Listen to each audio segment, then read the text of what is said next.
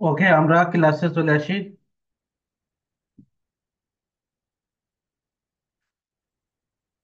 ওকে, আমরা today we will discuss about the materials.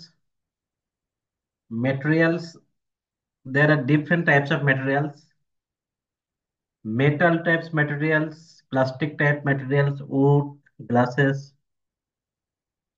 mud, rubber, fabrics, stone, chemical, and like this. So much material everyday life we face to face in a individual life, even a organizational life. Okay, so different types of material we will discuss today classes and some practical problems. Key aspect of the materials. This is the materials and different types of materials. At first,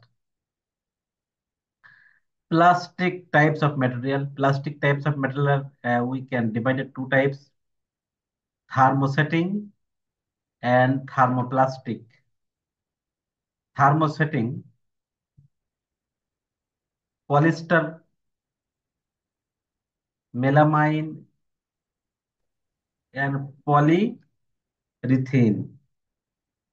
Thermosetting, that's mean বায়বীয় বা তাপমাত্রা প্রয়োগ করে যে material গুলো আমরা প্রস্তুত করি। আর plastic, acrylic, polythene, polyvinyl chloride, this is the plastic types materials. And another metal two types: ferrous and non-ferrous. Ferrous means iron বা লোহা জাতীয়, আয়রন জাতীয় এবং আয়রন জাতীয় নয় এমন। আয়রন জাতীয় materials: mild still,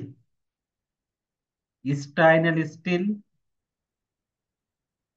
and rough iron. Okay, and non-ferrous: copper, aluminium, brass, like this. Okay. Non-ferrous materials. Another types: wood types or wood classes material. Wood classes: direct, natural, and man-made. Natural: pine, mahogany, oak, different types of tree. And man-made: Bollywood, seaboard, MDF. Okay. And textiles are textile types materials: cotton, wool, silk, dyes, fabric, thread. And finish materials: natural, varnish, and paint. Finish, just we want to finish a design or packaging, okay, with the help of these materials. Environmental materials: recycling, sustainable, renewable, toxics, non-toxics. This is materials are available in environmental aspect. Okay. So this is the different types of different kinds of materials, and the very simple classification of materials: natural and man-made, artificial. Natural, from animal and from plants. Animal: silk, leather, wool. And plant: cotton, earth. Ground: clay, metal, precise steel.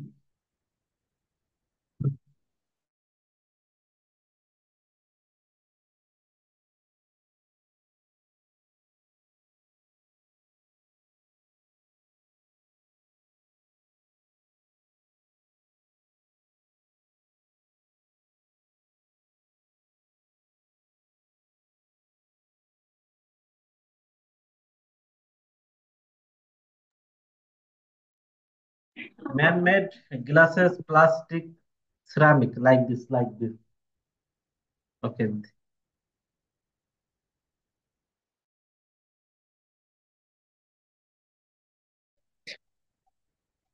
Okay. Very simple classification of materials. Material cycle means how we can get a completely use of material. A material completely used by the cycle at first. Recycling is processing or use product and systems. Extracting raw material প্রথমে কাঁচামাল হিসেবে বের করা হয় বা নিয়ে আসা হয়। ক্রিয়েটিং বাল্ক ম্যাটেরিয়ালস অর্থাৎ কম্পোনেন্ট অফ ডিভাইস অর্থাৎ বাল্ক ম্যাটেরিয়ালস কে তারা ক্রিয়েটিং করা হয় বা তৈরি করা হয়। হিউজ পরিমাণে ম্যাটেরিয়াল কালেক্ট করা হয়, ঠিক আছে, একত্রে, এটাকে বলা হয়। তারপরে দেন ম্যানুফ্যাকচারিং ইঞ্জিনিয়ার ম্যাটেরিয়াল, তারপরে উৎপাদনের জন্য প্রসেস করা হয়। ফ্যাব্রিকেটিং প্রোডাক্ট অ্যান্ড সিস্টেমস, তারপরে ফ্যাব্রিকেটিং করা হয়। Service of product and system, তারপরে প্রোডাক্টের জন্য সিস্টেম করা হয়। এই যে একটা সাইকেল, এই সাইকেল চক্র আকারে একটা ম্যাটেরিয়াল পরিপূর্ণভাবে তার ইউজেবল হয়। হুম। এই ইউজেবল হওয়ার যে বিভিন্ন স্টেজ থাকে, এই স্টেজটাই ম্যাটেরিয়াল সাইকেলিং। হ্যাঁ, very simple. Okay, now I am going to a simple definition. What is the material? Now we can easily identify what is the material as definition.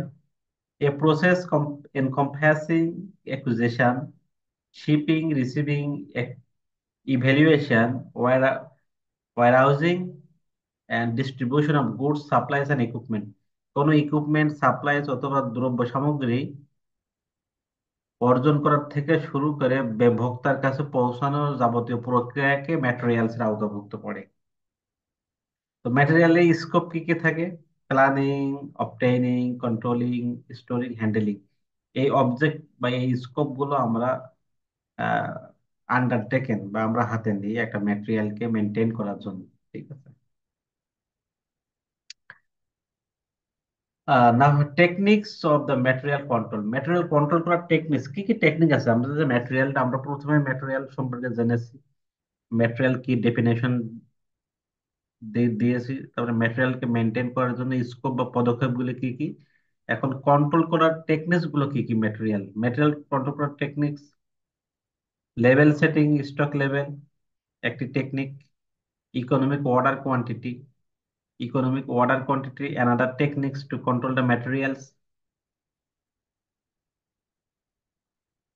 Just inventory system, just in time inventory system, material control system.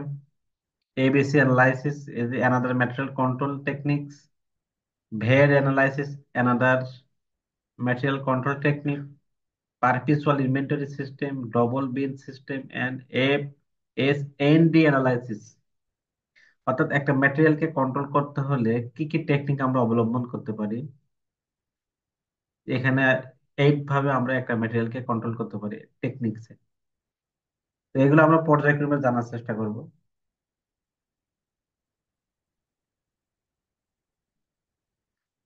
At first, level setting. Level setting এ আমরা কি কি বিষয়গুলো consideration আনি? একটা হচ্ছে reordering, minimum level, maximum level, danger level and average stock level. Level setting এর ক্ষেত্রে আমরা রিঅর্ডারিং লেভেলে ম্যাটেরিয়াল মেনটেন করি, minimum level, maximum level, danger level এবং এভারেজ স্টক লেভেলে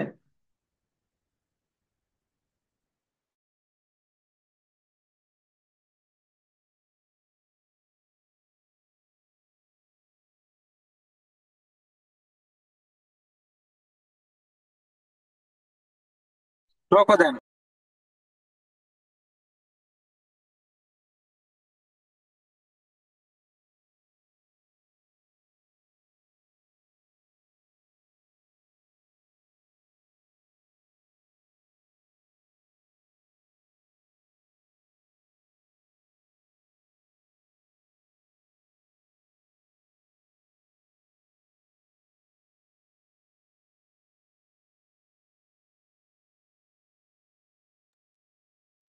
তো লেভেল সেটিং এর ক্ষেত্রে আমরা পাঁচটি ভাবে আমরা ম্যাটেরিয়ালকে কন্ট্রোল করি।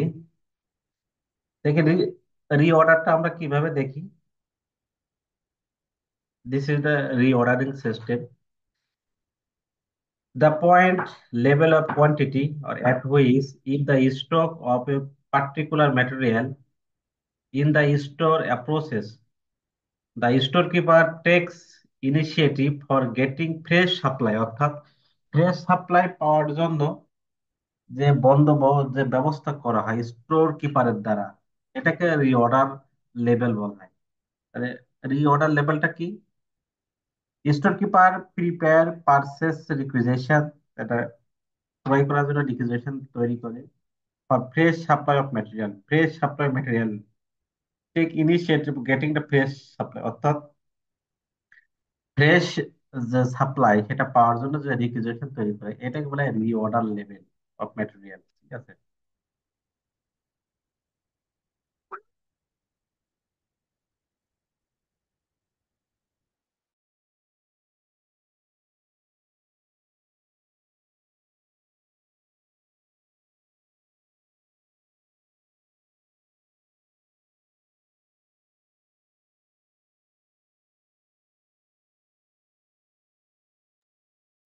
So reorder level, just use the mind it to get a fresh supply. Gatekeeper requisition maintains or manage. This system is the reorder level. Minimum level or safety level, the quantity of material to be maintained in hand at all time. অর্থাৎ সকল ক্ষেত্রে একটা minimum level আমাদের material হাতে থাকবে, যাতে প্রোডাকশনে কোনো ডিস্টার্ব হতে না পারে বা শর্টেজ না পড়ে। ঠিক আছে। সেক্ষেত্রে মিনিমাম একটা লেভেল আমাদের হাতে রাখতে হবে। আর এই হাতে রাখার জন্য মিনিমাম লেভেল কতটুকু আমাদের হাতে থাকবে, এটা নির্ণয় করার ক্ষেত্রে আমরা একটা ফর্মুলা ইউজ করতে পারি, যেমন minimum level is equal to reordering level minus normal consumption into normal reorder period। এই ফর্মুলাটা প্রয়োগ করে আমরা ম্যাটেরিয়ালকে আমরা মিনিমাম লেভেলটা মেনটেন করতে পারি। ঠিক আছে। দেখা গেল আমি উৎপাদন করব 10,000 ইউনিট, আমি যদি মিনিমাম লেভেল 15,000 ইউনিট মেনটেন করি তাহলে আমাদের লস হবে, অতিরিক্ত স্টকে থেকে যাবে। এই জন্য মিনিমাম একটা লেভেল, কোন লেভেলে আমাদের মেটেরিয়ালটা হাতে থাকবে, সেই মিনিমাম লেভেলে এই ফর্মুলাটা ইউজ করে আমরা যদি রাখি আমাদের এই ম্যাটেরিয়াল, তাহলে আমাদের খুব বেশিও থাকবে না বা কমও থাকবে না, এটা কাঙ্ক্ষিত মানের মিনিমাম লেভেল বা মিনিমাম কোয়ান্টিটি অফ ম্যাটেরিয়াল আমাদের হাতে থাকবে। ঠিক আছে। সেক্ষেত্রে আমরা এই ফর্মুলাটা ইউজ করতে পারি। এটা ম্যানুফ্যাকচারিং কোম্পানির ক্ষেত্রে খুবই উপযোগী। ম্যাক্সিমাম লেভেল আবার কতটুকু, কত পরিমাণে, সর্বোচ্চ কত পরিমাণে ম্যাটেরিয়াল আমাদের হাতে থাকবে, যাতে আমাদের প্রোডাকশন সাইকেলে বা আমাদের প্রোডাকশনে ক্ষতি হবে না, হ্যাম্পার হবে না, লস হবে না, ওয়েস্টেজ হবে না। ঠিক আছে। তো এখানে বলা হয়েছে the maximum quantity of an item of material which can be held in stock at any time. ঠিক আছে। Stock should not exceed the level, মানে অতিরিক্ত আমাদের রাখা, যদি রাখি ম্যাটেরিয়াল, ওভার স্টকিং করি, সেই ওভার স্টকিং এ যদি আমাদের লস হবে, ঠিক আছে, সেজন্য আমাদেরকে লসের হাত থেকে বাঁচার জন্য ম্যাক্সিমাম একটা লেভেল আমাদের রাখতে হবে আমাদের উৎপাদনকে সুসম্পন্ন করার জন্য। তো সেই সুসম্পন্ন ম্যাক্সিমাম লেভেল রাখার জন্য আমরা এই ফর্মুলাটা ইউজ করে থাকি। Ordering level plus reordering quantity minus minimum consumption into minimum recording period. এই ফর্মুলাটা মাধ্যমে যদি আমরা ম্যাক্সিমাম লেভেলটা মেনটেন করি, তাহলে আমাদের এটা কাঙ্ক্ষিত মানের বা এটা আমাদের রিজনেবল। ঠিক আছে। ম্যাক্সিমাম লেভেলের ক্ষেত্রে কি কি কনসিডারেশন গুলো আছে, এগুলো আপনারা একটু দেখে নিন। ঠিক আছে।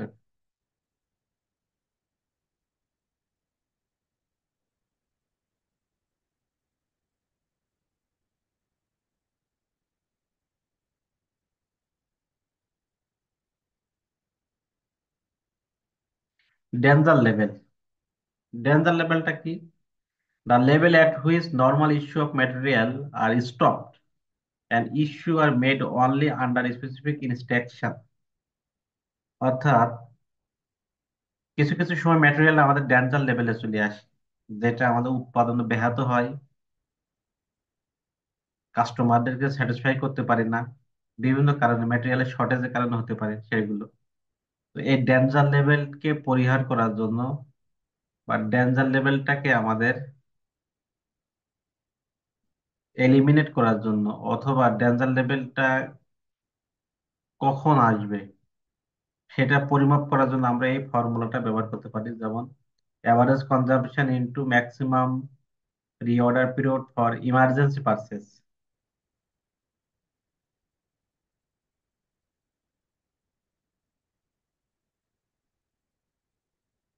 ঠিক আছে, যাতে ম্যাটেরিয়ালটা শর্ট না হয়।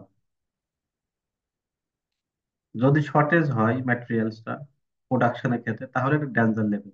আর ডেঞ্জার লেভেলটা প্রতিষ্ঠানের জন্য ঝুঁকি বাড়ায়। ঠিক আছে, তো আমাদের এই ফর্মুলাটা, ডেঞ্জার লেভেলের ফর্মুলাটা ইউজ করতে হবে। ঠিক আছে, যে আমাদের দেখতে হবে যে আহ, এই ডেঞ্জার লেভেলটা ক্যালকুলেশন করার পরে যে আমাদের রেজাল্টটা আসবে, সেই রেজাল্টটা আমাদের ডেঞ্জার লেভেল। হ্যাঁ, এই ডেঞ্জার লেভেলটা প্রতিষ্ঠানের জন্য ভালো হয় না সাধারণত। তো ডেঞ্জার লেভেলটা আমাদের আইডেন্টিফাই করার এই ফর্মুলাটার মাধ্যমে আমরা আইডেন্টিফাই করতে পারি। ঠিক আছে, এভারেজ স্টক লেভেল, এটাকে মেনটেন করতে কিভাবে, minimum stock level plus half of the reordering quantity. Reordering quantity যা থাকবে তার হাফ, তার সাথে minimum level stock level plus করতে হবে। এইভাবে এভারেজ স্টক আমরা মেনটেন করতে পারি। ঠিক আছে,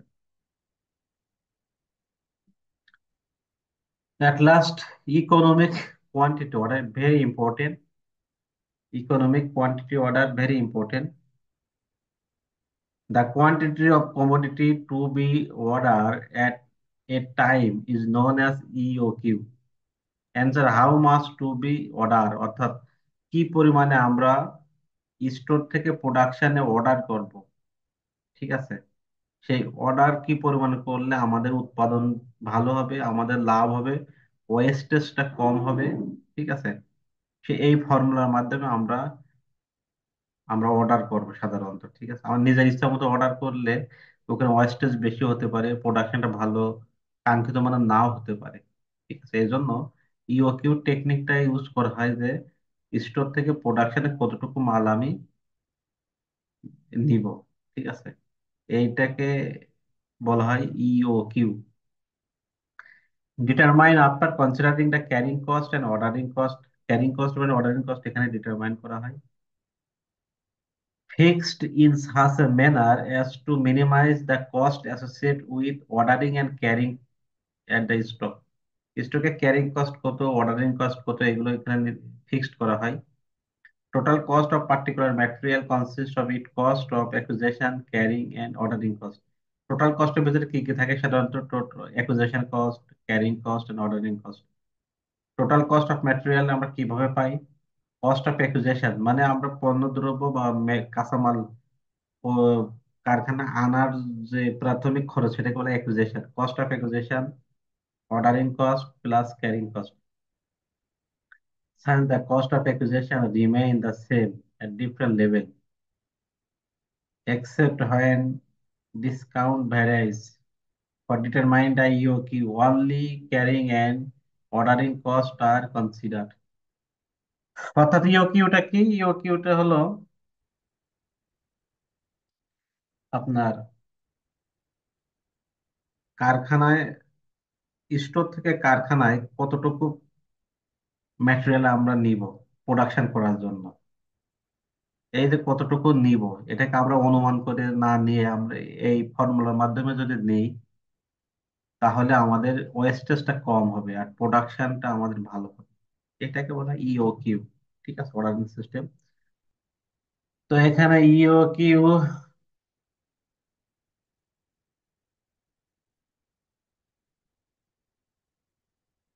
ইওকিউ বের করার ক্ষেত্রে আমাদের কিছু বিষয় মাথায় রাখতে হয়, যেমন ক্যারিং কস্ট আমাদের বিবেচনা করতে হয় ইওকিউ বের করার ক্ষেত্রে। ক্যারিং কস্টটা কি? The cost of holding the material in the store. অর্থাৎ এই ম্যাটেরিয়াল কস্ট স্টোরে ম্যাটেরিয়াল হোল্ডিং এর কস্ট গুলো অন্তর্ভুক্ত থাকে কি কি, যেমন cost of storage space which can be used to other purpose, cost of bin and rack for keeping the materials, cost of maintaining materials to be avoid wastage, interest payable on the money locked in material, cost of spoilage in store and handling, transportation cost of material, cost of obsolescence, insurance and other clerical cost। অর্থাৎ carrying কস্টের ভিতরে কোন cost গুলো আমরা বিবেচনা করব সেইগুলো এখানে একটা লিস্ট দেওয়া হয়েছে। এই কস্ট গুলো সাধারণত ক্যারিং কস্টের আওতায় আসে। এই কস্ট গুলো আপনার একটু মাথায় রাখতে হবে ক্যারিং কস্টের ভিতরে কি কি আসে। তারপর অর্ডারিং কস্টের ভিতরে কি কি থাকে? The cost of placing order for purchase of material, অর্থাৎ একটা ম্যাটেরিয়াল ক্রয় করার জন্য যে অর্ডার করা হয়, এই অর্ডার প্লেসের ভিতরে যে কস্ট গুলো অন্তর্ভুক্ত থাকে, যেমন cost of staff posted in purchasing department, inspection section and payment department. ঠিক আছে, cost of stationery, postage, telephone charge etc related with purchase material, এগুলো অর্ডারিং কস্টের ভিতরে আসে। Thus include cost of floating tenders, cost of comparative evaluation of the quotation, cost of paperwork, postage inspection of material, cost of accounting and making payments। অর্থাৎ এই ordering কস্টের ভিতরে কি কি আসবে তার একটি রোডম্যাপ এখানে দেওয়া আছে। এটা আপনাকে না পড়লে বুঝতে পারবেন না, পড়তে হবে। আচ্ছা, EOQ, the quantity of material that can be economically order at a time. অর্থাৎ সবচেয়ে মিতব্যয়ে যে অর্ডার করা হয়, এটাকে বলা হয় ইওকিউ। ইওকিউর একটা ফর্মুলা দেওয়া আছে এখান থেকে, the major purpose of determining EOQ is to minimize the carrying and ordering cost and ensuring that there is no heavy investment in stock। অর্থাৎ এখানে বলা হয়েছে যে ইওকিউর উদ্দেশ্যটা কি, ইওকিউর উদ্দেশ্য হলো ক্যারিং এবং অর্ডারিং কস্টটা মিনিমাইজ রাখা, এবং নিশ্চয় এটা দেওয়া হয় যে there is no heavy investment in stock. স্টকে বড় কোনো ইনভেস্টমেন্ট নাই। ঠিক আছে, যদি আপনার স্টকে যদি সব থেকে হিউজ ইনভেস্টমেন্ট থাকে সেখান থেকে রিটার্ন আসে না, রিটার্ন আসার সম্ভাবনা কম থাকে। কারণ স্টকে মাল তো স্টকে থাকে, ওখান থেকে তার মুভমেন্ট করে না প্রোডাকশন বা প্রোডাক্ট। এই জন্য স্টকে যদি হিউজ ইনভেস্টমেন্ট থাকে সেটা আমাদের লস হয়, কারণ ওটা স্টক থেকে যায়। হ্যাঁ, সেক্ষেত্রে ইওকিউ ফর্মুলার মাধ্যমে আমরা যদি আমাদের অর্ডার করি তাহলে আমাদের প্রোডাকশনটা কাঙ্ক্ষিত মানের হবে, ওয়েস্টেজটা কম হবে, এবং আমাদের লাভবানটা বেশি হবে। হ্যাঁ, ইওকিউ এর ফর্মুলাটা কি? EOQ is equal to root over two CO divided I. C is equal two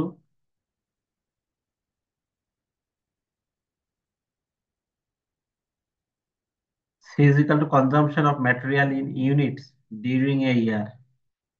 C is equal to consumption material during, এক এক বছরে কত ইউনিট ব্যয় করা হয়, C. O is equal to cost of placing or order cost বা placing cost. অর্থাৎ পণ্যদ্রব্য অথবা ম্যাটেরিয়াল এক স্থান থেকে অন্য স্থানে নেওয়ার জন্য যে কস্টটাকে বলা হয়। আর এটা কি বলেছে? Interest payment including variable cost of storing per unit per year যে ভেরিয়েবল কস্ট হয়, বা interest payment including variable cost of storing per unit per year, অথবা হোল্ডিং কস্ট যেটাকে বলা হয়। হ্যাঁ, হোল্ডিং কস্টের ভিতরে কি কি আছে আপনারা দেখে এসেছেন। তো এই ইওকিউর মাধ্যমে আমরা যদি অর্ডার প্লেস করি তাহলে আমাদের অর্ডারটা ভালো হবে এবং মিতব্যয়ী হবে, ওয়েস্টেজ হবে না, আমাদের প্রোডাকশনে আমরা লাভবান হব। ঠিক আছে।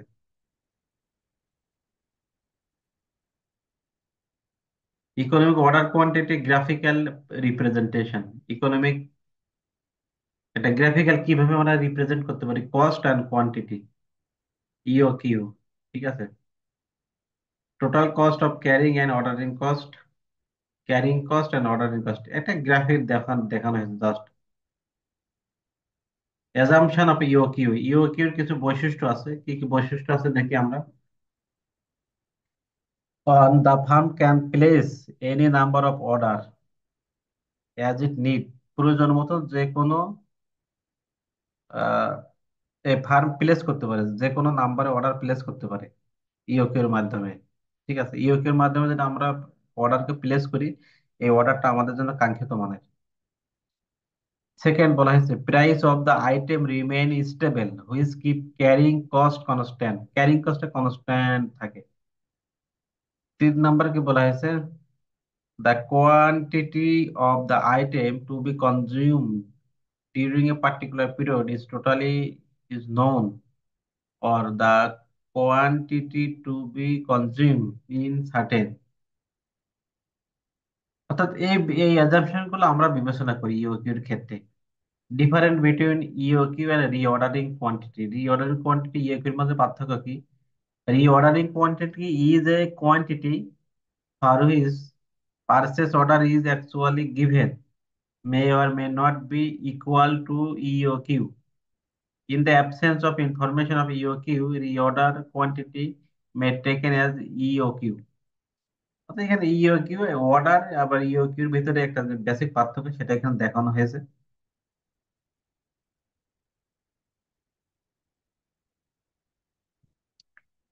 এখানে একটা ম্যাথ দেওয়া আছে এবং সলিউশনও করা আছে, দেখেন।